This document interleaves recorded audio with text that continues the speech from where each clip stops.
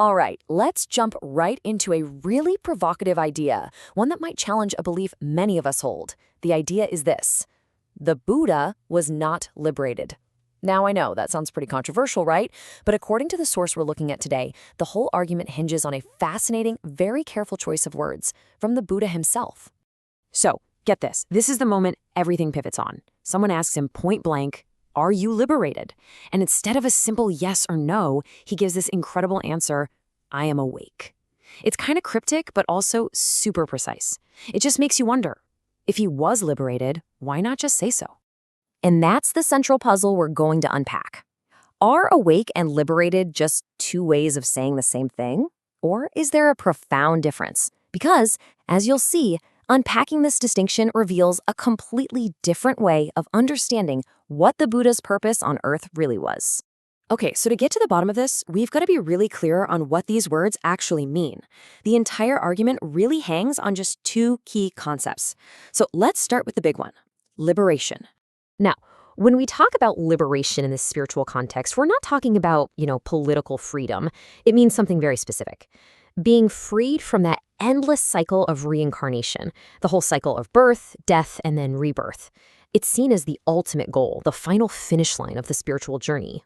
So, if liberation is the end goal, why wouldn't the Buddha claim it?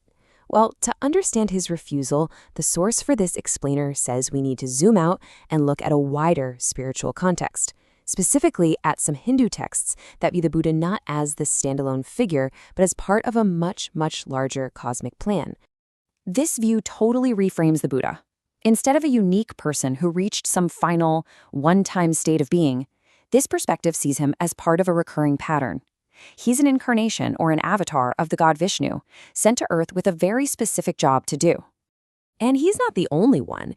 In this framework, Vishnu has taken on many forms throughout history to help guide humanity when things go off the rails. These incarnations include famous figures like Krishna, the Buddha, and even a giant tortoise. Each one shows up at a time of great need. And this quote just hits the nail on the head. It highlights the central conflict here. If your job, your cosmic duty, is to keep coming back to teach and restore knowledge, then by definition, you can't be liberated from the cycle of rebirth. Your work just isn't done yet. Okay, so if the Buddha wasn't liberated because he was basically bound by duty, what on earth did he mean by "I am awake"? To understand this, we need to explore what he was awake to and what the rest of us are supposedly sleeping through, an illusion known as Maya. You can think of Maya as a kind of cosmic amnesia. Our source describes it like this illusory curtain that drops between each of our lifetimes, and its purpose is to help you focus on your current life without all the baggage of your past lives. But of course, that comes at a cost. So, Maya's effect is kind of like a three-step process. First, it blocks all that wisdom you might have gained in past lives. This creates a blank slate every time you're reborn. And here's the crucial part. Because of this blank slate, almost all of us fundamentally misinterpret the nature of reality itself. This slide really shows the two viewpoints side by side. Under the influence of Maya, you and I might look at a mountain and just see a big, inert pile of rock. But to be awake is to perceive the underlying energy, the vibration, the living consciousness within that mountain, within a chair, within everything. It's about seeing the universe not as a collection of dead objects, but as a single, vibrant, interconnected whole. So now we have both pieces of the puzzle, right?